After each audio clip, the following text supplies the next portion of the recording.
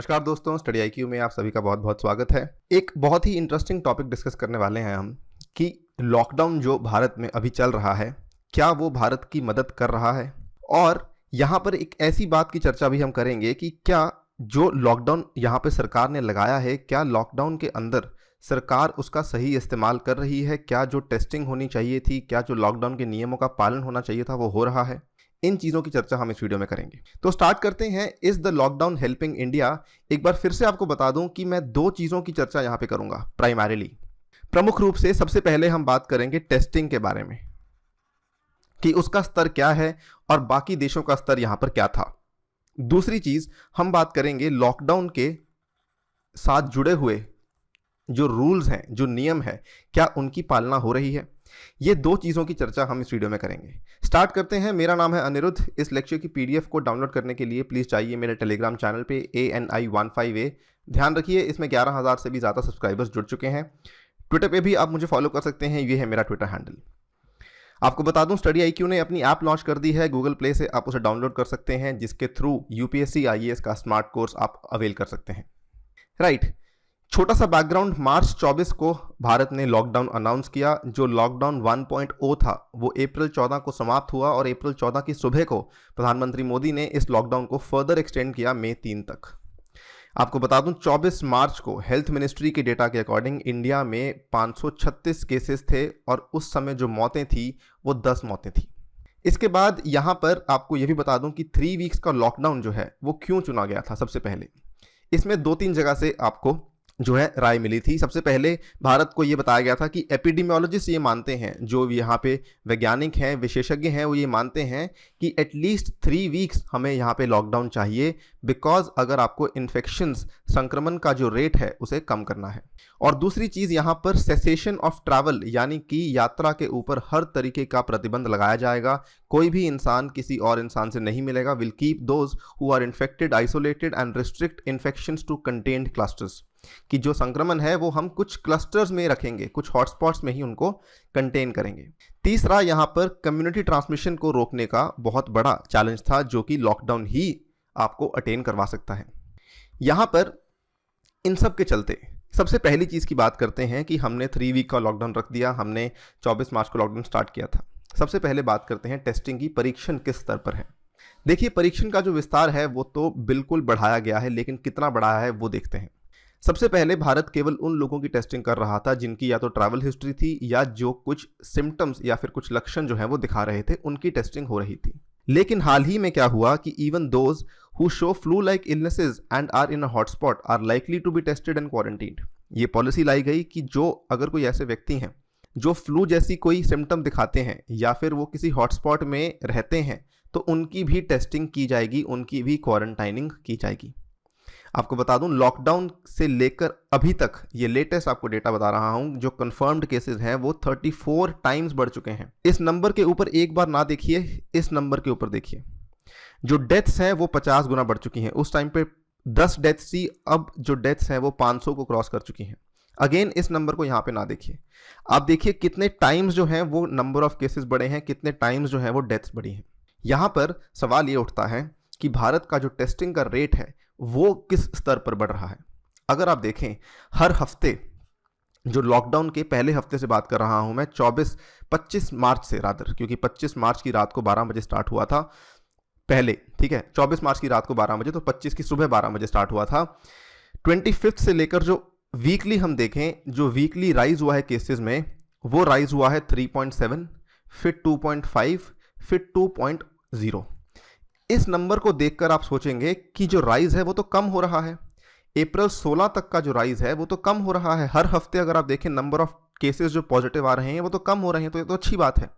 लेकिन इसी के साथ जो कॉरेस्पॉन्डिंग नंबर टेस्टिंग का है, testing grew in those same weeks by a factor of 2.4, 2.1 and 1.1। अब यहाँ पर आपके सामने रियलिटी आती है कि केसेस अगर कम हो रहे हैं तो साथ में टेस्टिंग भी कम हो रही है। टेस्टिंग इनफैक्ट और ज़्यादा कम हो रही है। पहले 2.4 थी, फिर 2.1 थी, अब केवल 1.1 टाइम बढ़ी है तीसरे हफ्ते में।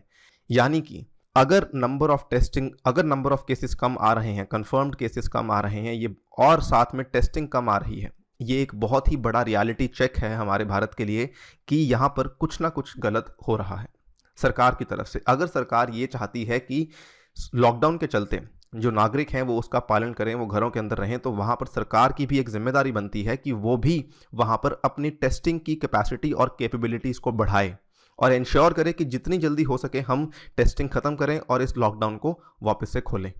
मैं मानता हूं यहां पर सरकार ने कुछ टेस्टिंग स्ट्रैटेजीज जो हैं वो नई स्ट्रैटेजीज लेकर आई थी। सबसे पहले हमने रैपिड एंटीबॉडी टेस्ट का जो है स्टार्ट किया, फिर पूल्ड टेस्टिंग का भी स्टार्ट किया। दोनों को लेकर स्टडी IQ पे अलग से वीडियोस आ चुकी हैं। They are useful but they can still lead to several asymptomatic cases going undetected according to health officials. हमारे यहाँ हालात ऐसे हैं कि चलिए मान लीजिए हमने नई स्ट्रैटेजीज, नई तकनीकें जो है वो अब यहाँ पे अडॉप्ट कर ली हैं, लेकिन उन लोगों का क्या जो एसिम्प्टोमेटिक हैं, जिनके कोई लक्षण नहीं, उनको अभी भी आप यहाँ पर टेस्टिंग नहीं कर रहे हो बिकॉज हमारे पास उतनी कैपेबिलिटी ही नहीं है। आपको मैं कल ही की बात बताता हूँ, 19 अप्रैल की न्यूज़ है। दिल्ली में 780 से भी ज़्यादा लोगों की टेस्टिंग की गई थी, जिसमें से 180 से भी ज़्यादा जो है वो पॉजिटिव पाए गए थे और ये 180 के 180 सभी के सभी लोग जो हैं वो एसिम्प्टोमेटिक थे। तो कुछ कुछ जगह है, दिल्ली एक ऐसी जगह है जहाँ पे अग्रेसिव टेस्टिंग हो रही है, महाराष्ट्र ऐसी जगह है जहाँ पे अग्रेसिव टेस्टिंग हो रही है। बाकी पूरे भारत का क्या, वहाँ पर एसिम्प्टोमेटिक केसेस की टेस्टिंग क्यों नहीं हो रही? इसके बाद अगर आप नंबर्स की तरफ देखें तो और भी ज़्यादा पता लगता है कि लिमिटेड टेस्टिंग है। पहले हमने देखा कि ट्रेंड काफ़ी कम है, हर हफ्ते बर हफ्ते जो हमारी टेस्टिंग बढ़ रही है वो कम बढ़ रही है। India has still only a limited proportion of its population जिसकी टेस्टिंग हुई है। एसिम्प्टोमेटिक पीपल को अभी तक हम कवर ही नहीं कर रहे, जिसका हमें मालूम ही नहीं कि वो शायद आगे जाके किस किस को संक्रमित कर देंगे। Testing must be increased and contacts traced so that asymptomatics are also under the radar. Right, यहाँ पर अगेन मैं बहुत ज़्यादा क्रिटिसाइज नहीं कर रहा हूँ गवर्नमेंट को, लेकिन I am definitely being critical कि यहाँ पर जो उनकी स्ट्रैटेजी है उसमें बहुत सारे लूप होल्स हैं। अगर आप देखें, अमेरिका सबसे ज़्यादा प्रभावित देश है, 7 लाख से भी ज़्यादा केसेस हैं यहाँ पर। इटली जो कि पहले सबसे ज़्यादा प्रभावित था और पहले इसकी सबसे ज़्यादा डेथ्स थी, अब अमेरिका ने उसको क्रॉस ओवर कर लिया है। जो डेटा मैं चाहता हूँ आप देखिए वो ये वाला है, ये लास्ट वाला डेटा, टोटल टेस्ट और टेस्ट पर 1 मिलियन पॉपुलेशन, पूरी कंट्री में टोटल टेस्ट कितने हुए हैं और हर 10 लाख लोगों के पीछे कितने टेस्ट किए हैं अमेरिका ने। सिमिलर डेटा इटली का देखिए, सिमिलर डेटा इंडिया का देखिए।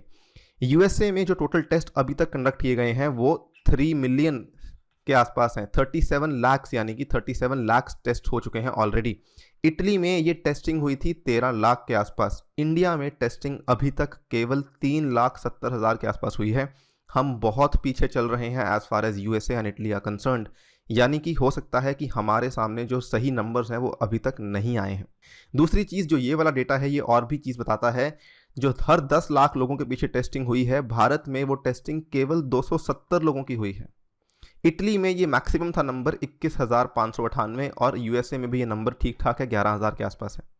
राइट, यहाँ पर आपको बता दूँ, इटली जो है लॉकडाउन ओपन करने वाला है कुछ ही दिनों में। मई के पहले हफ्ते में उसने बोला है हम लॉकडाउन खोलेंगे, और इटली ये स्टेप तब ले रहा है जब उसने इतनी टेस्टिंग कर ली है, जब उसने हर 10 लाख लोगों के पीछे 20,000 लोगों को टेस्ट कर लिया है और उसको ये दिखने लग गया है कि यहाँ पर कर्व जो है वो नीचे जाने लगा है।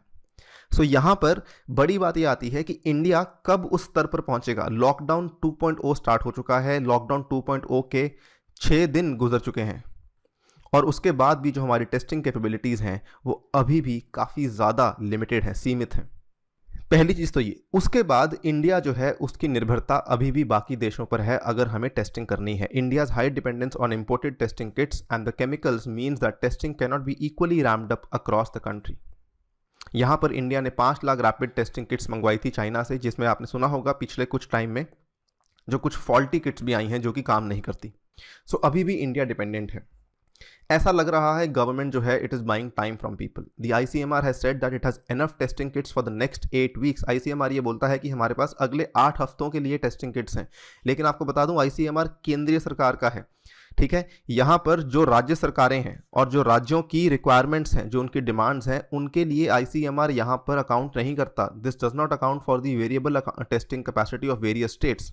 राइट, महाराष्ट्र में क्या हाल है, तमिलनाडु में क्या हाल है, लगभग 7 राज्य ऐसे हैं जहाँ पर 1000 केसेस क्रॉस कर चुके हैं। ICMR उन चीज़ों के लिए अकाउंट नहीं करता। The extension of the lockdown for another 3 weeks until May 3 may buy time, but the government needs to clarify its goals.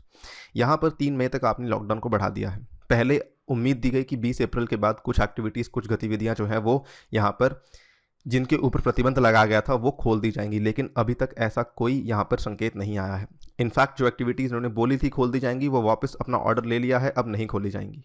उसके बाद पहला तो मेरा कॉन्टेक्स्ट था टेस्टिंग का, परीक्षण का, कि हमारे भारत में परीक्षण किस स्तर पर है, जो कि मैंने आपको बताया कि ज़्यादा अच्छी हालात नहीं है।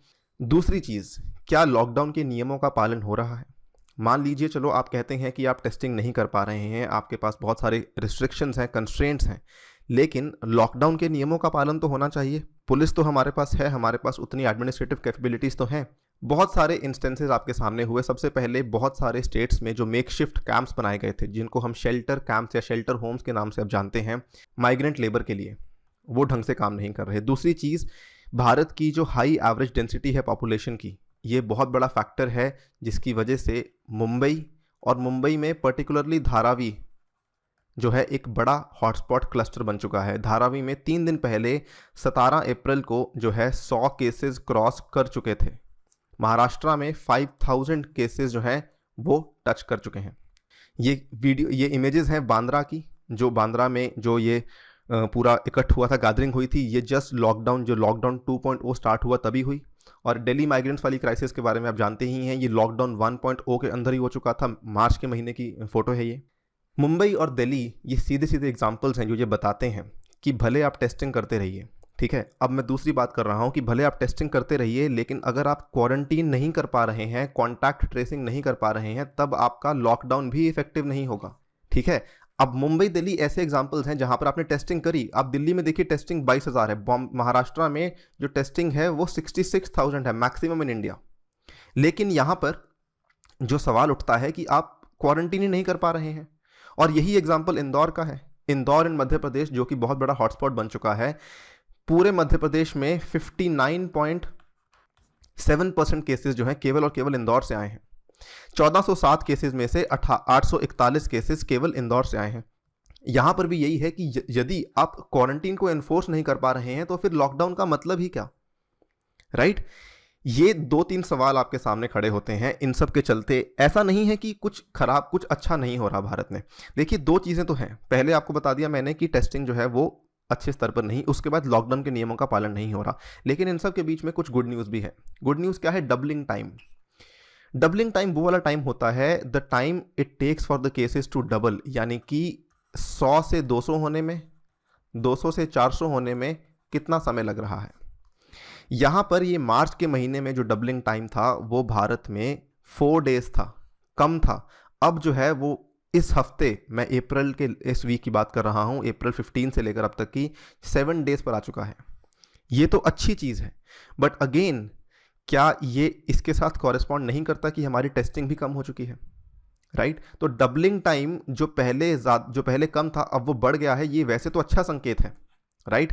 और अगर ये ज़्यादा होता है तो हमारे हॉस्पिटल्स के लिए भी अच्छा है, बिकॉज हॉस्पिटल्स के पास टाइम होगा, बेड्स होंगे, वेंटिलेटर्स होंगे, सब कुछ होगा, राइट। ये अच्छी चीज़ है। दूसरी गुड न्यूज़ क्या है कि हमारी जो रिकवरीज हैं वो भी अच्छे खासे स्तर पर हैं। हमारी डेथ्स जो हैं, हमारे पास लगभग 25 डेथ्स अ डे आती हैं। अगेन इस नंबर को ना देखिए, इस नंबर को देखिए, जो कि लगभग 1 to 2% of the confirmed cases हैं। दुनिया भर में भी ऑलमोस्ट यही ट्रेंड फॉलो हो रहा है, राइट। लेकिन जो भारत में एक सिल्वर लाइनिंग है वो ये है कि अप्रैल 3 के बाद जो रिकवरीज हैं वो बढ़ चुकी हैं, 70% से अब 80% पर आ चुकी हैं। अगर रिकवरीज बढ़ रही हैं तो ऑटोमेटिकली डेथ रेट जो है वो कम हो रहा है।